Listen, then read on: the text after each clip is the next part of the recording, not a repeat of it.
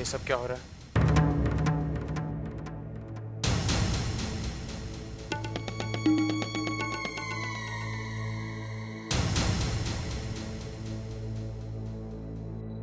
ये सब करना पड़ता है बेटा।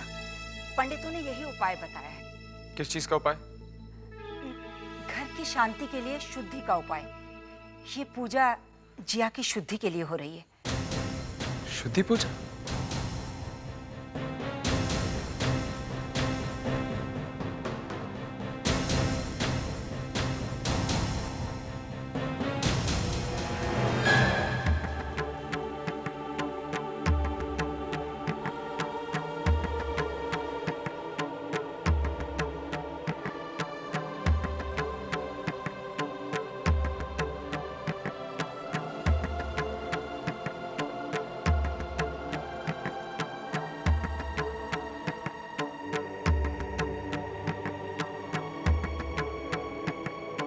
जिया की शुद्धि पूजा?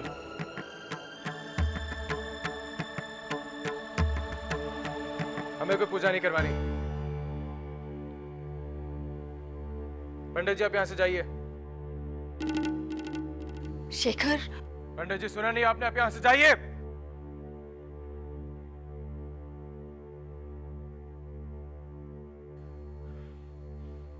I can't believe this। ये सब आप करवा रही हैं। तुम यहां पूजा में बैठने के लिए मानी क्यों? किसने फोर्स किया था तुम्हें? माने? बस जिया बस, बहुत कर लिया तुमने इस घर के लिए। अब और नहीं। अब हम इस घर में एक पल नहीं रुकेंगे। चलो। शेखर। नहीं जिया, जिस घर में तुम्हारी इज्जत नहीं, उस घर में मैं नहीं रुक सकता।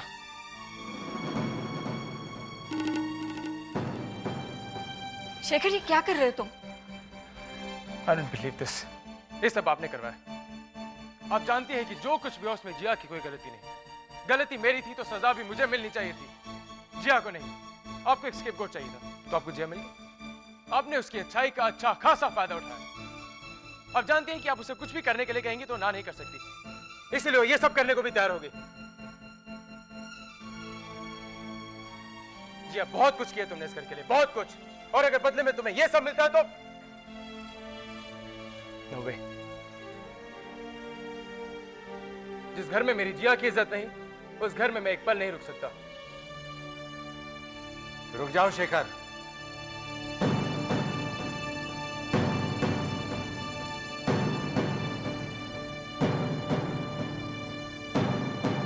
तुम दोनों को मेरी कसम है, अगर इस घर से बाहर गए तो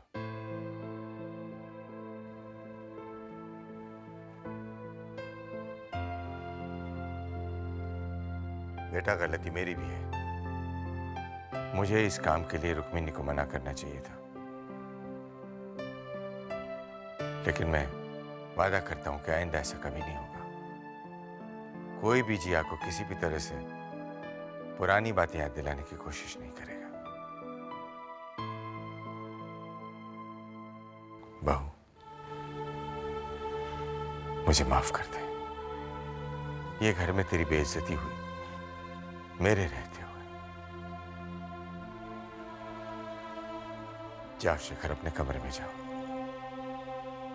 जिया को भी साथ ले जाओ प्लीज। चलो जी।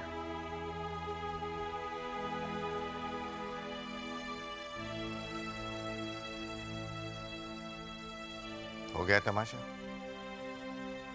मिल गई शांति? इस तरह की पूजा कभी शांति नहीं अशांति दिलाती है। मैं तो यकीन ही नहीं कर पाया कि ऐसा हंसता खेलता घर, सब एक साथ मिलकर रहने वाला घर, और ये कैसे हो गया? जरूर किसी की नजर लगी है। मैंने तुम्हें पहले ही कहा था रुक्मिणी की मत करना, लेकिन पता नहीं आजकल तुम्हें क्या हो गया है। देख लिया ना नतीजा? वो लड़का घर छोड़कर चला जाता तब हो जाती घर की शांति। कितना दुख पहुंचाया है तुमने शेखर और जिया को। मैं तो ये सब इस घर के भलाई के लिए ही कर रही थी। ये भलाई नहीं बर्बादी है रुक्मिणी, और अभी भी कुछ बिगड़ा नहीं है। जो कुछ किया है ना उसकी माफी मांग लो, वरना कहीं ऐसा ना हो कि हमारे बच्चे हमसे बहुत दूर चले जाएं।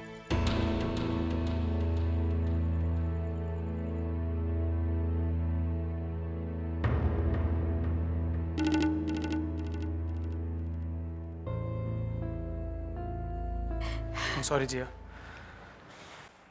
I'm really sorry। तुमने मुझे बताया क्यों नहीं कि इस घर में ये सब चल रहा है? अगर तुम मुझे बता देती तो मैं ऐसा कुछ होने ही नहीं देता। तुम पूजा में बैठने के लिए मानी क्यों?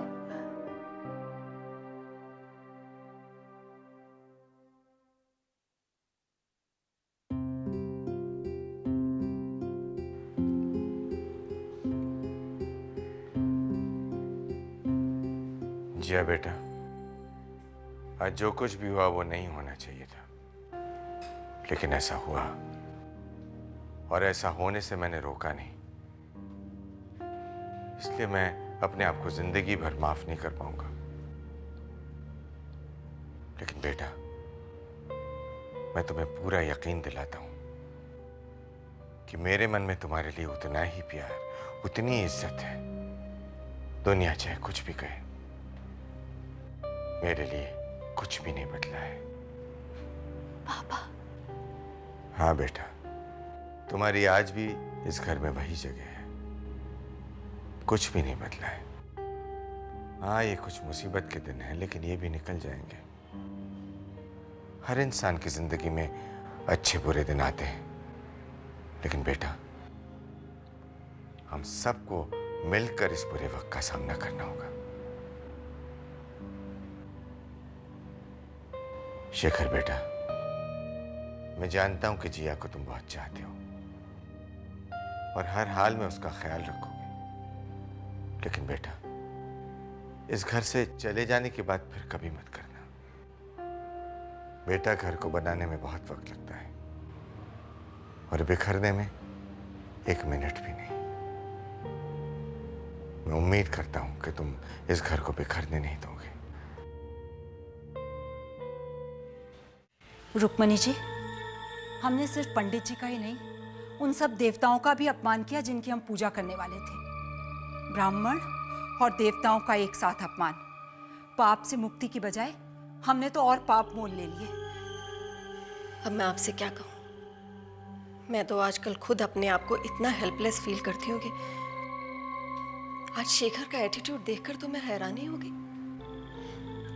यकीन ही नहीं होता था कि ये मेरा वही बेटा है जो कुछ साल पहले तक ऑफिस जाने से पहले मुझसे ये तक पूछता था कि माँ आज मैं क्या पहनूं। मैं भी तो वही सोच रही थी कि शेखर को हो क्या गया था। उसने ये भी नहीं सोचा कि वो अपनी माँ से बात कर रहा है। जो जी में आया बोलता रहा। इतनी पत्नी भक्ति। और वैसे भी इस घर ने तो हमेशा शेखर की ही सुनी है ना। एक बार वो आपकी मान लेता तो क्या होता। चलिए, बात ना भी मानता तो इतना तमाशा खड़ा करने की क्या जरूरत थी, वो भी घर के नौकरों के सामने। अरे वो जिया को साथ लेकर घर छोड़ने को ही तैयार हो गया। कमाल है। नहीं, शेखर बचपन से ही थोड़ा गुस्सैल जरूर है। वो गुस्से में कुछ भी बोल देता है। उसे जितनी जल्दी गुस्सा आता है उतनी जल्दी चला भी जाता है। उसका ऐसा वैसा कोई मतलब नहीं था। चलिए, अगर आप ऐसा सोचती हैं तो अच्छी बात है, पर मैं तो यही कहूंगी कि घोर कलयुग आ गया है। जिस माँ ने जन्म दिया उसकी कोई इज्जत ही नहीं, सम्मान ही नहीं।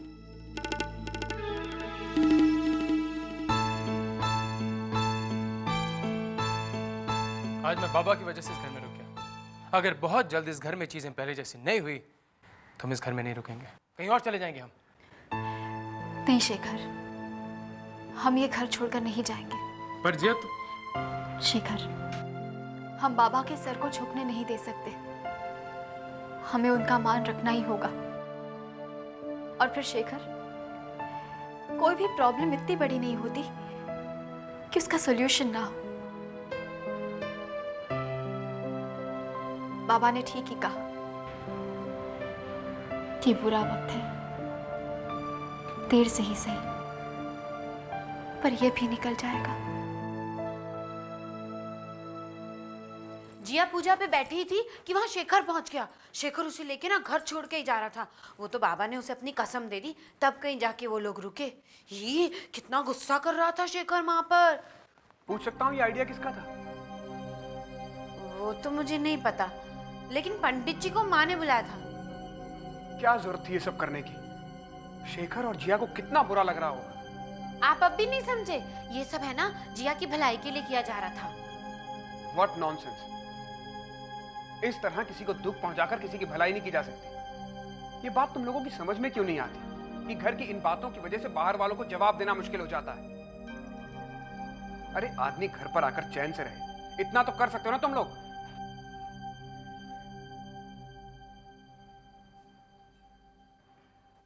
लो, मैंने किसका चैन छीन लिया?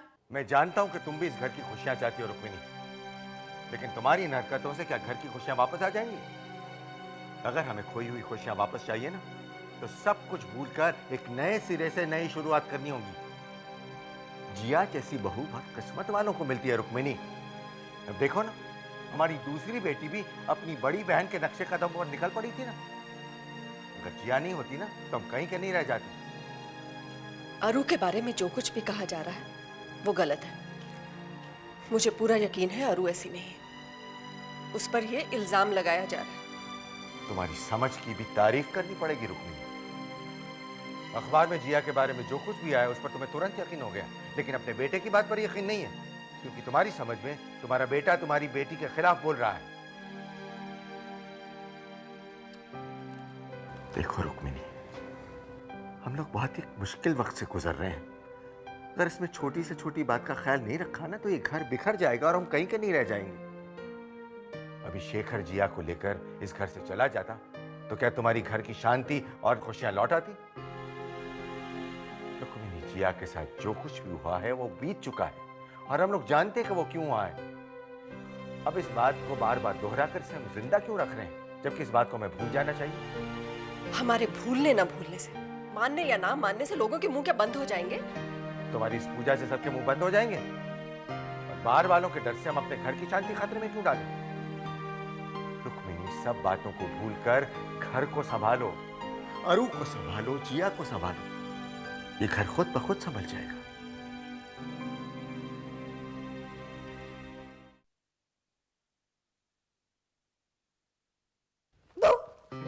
हो, कैसी है हमारी प्यारी सी गुड़िया?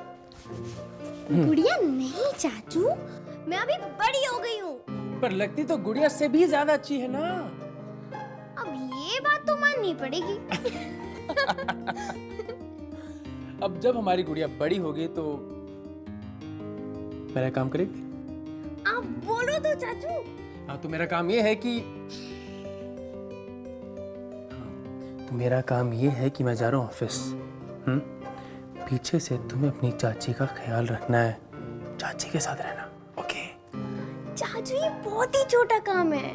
अच्छा, क्या बातें हो रही हैं? कुछ नहीं।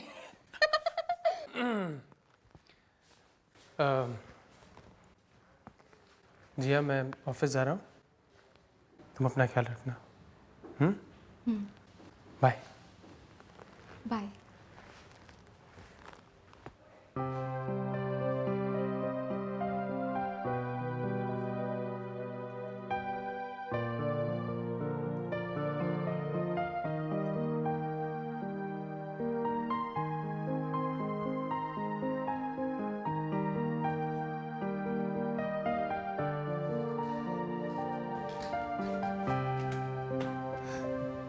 तू यहाँ क्या कर रही है?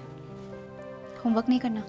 आज नहीं, आज जब तक ना चाचू आ जाते हैं मैं आप ही के पास रहूंगी। प्लीज चाची।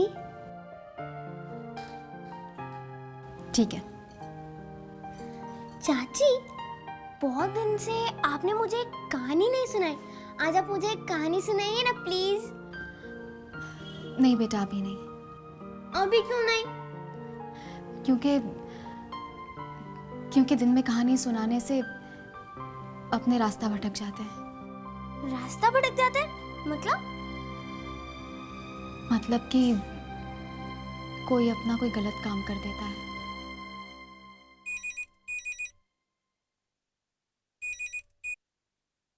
Hello, May I speak to Mr. Shekhar Pandey please? या? हाँ, this is BK, secretary to Netra madam. आप इंटरव्यू लेना चाहते थे ना मैडम का? जी, लेना तो चाहता हूँ, पर आप कह रहे थे कि उनके पास वक्त नहीं है। हाँ, now she is ready. Oh, thanks a lot. अब मुझे बता दें कि मुझे कहाँ आना होगा? आपको उसके लिए हैदराबाद आना होगा। हैदराबाद यहाँ यहाँ पॉसिबल नहीं है इंटरव्यू? शेखर साहब, आपको शायद पता नहीं है, मैडम हैदराबाद बेस्ड हैं। Okay, I will let you know. Okay. Thank you.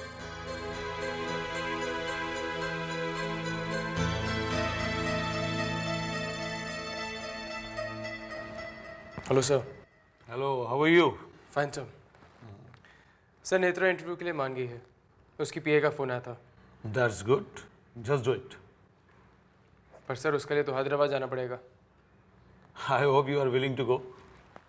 Not ready sir. Sir मेरी समझ में नहीं आ रहा कि आप इस काम के लिए मुझे ही क्यों भेजना चाहते हैं? नॉट अगेन शेखर, इसमें इतना सोचना क्या है? जाओ जाकर के एक अच्छा सा इंटरव्यू और लो, ताकि सब लोग दंग रह जाएं। कल तुम्हारा टिकट हो जाएगा। Okay sir.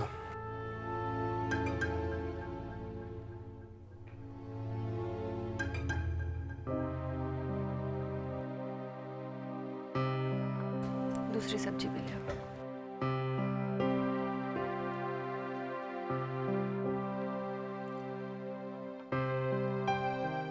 जिया नहीं है?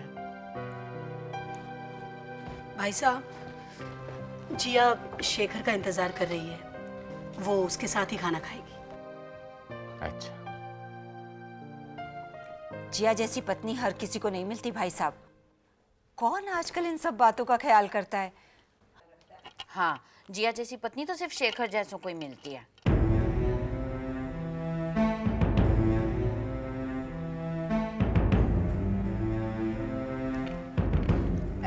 डब्बू कहना चाहती है कि शेखर जैसे नसीब वालों को ही जिया जैसी पत्नी मिलती है ना डब्बू? नहीं मम्मी, मैं तो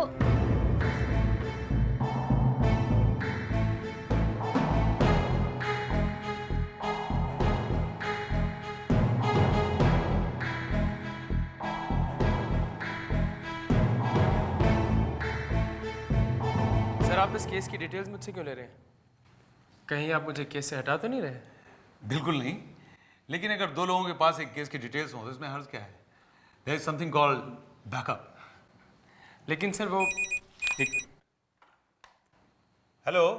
शेखर, हाँ जिया, लगता है तुमने डायरेक्ट नंबर डायल कर दिया, लेकिन शेखर यही है। ये लो, 1 मिनट बात करो। हेलो। कितनी देर में आ रहे हो? जी कुछ वक्त लग जाएगा, मैं एडिटर साहब को केस की डिटेल्स दे रहा हूँ। एक फोन तो कर सकते थे ना? हाँ कर सकता था, लेकिन मैं काम में कुछ ज़्यादा बिजी हो गया। सब ठीक है ना? क्यों? जब कोई गड़बड़ होगी तभी तो मुझे फोन करोगे। जी ऐसी बात नहीं है। ये तुम कैसी बात कर रही हो? कैसे बात कर रही हूँ? आजकल मैं कुछ बोलती कहाँ हूँ, मैं तो बस सुनती हूँ। किसी ने कुछ कहा? तुम्हें क्या फर्क पड़ता है इससे शेखर? तुम तो वहाँ काम में बहुत ज्यादा बिजी हो ना। जी मैं थोड़ी देर में घर आता हूँ, कोई खास बात हो तो बताओ, नहीं तो घर बैठ के बात करते हैं। शेखर? जी मैं थोड़ी देर में घर आ रहा हूँ। हाँ?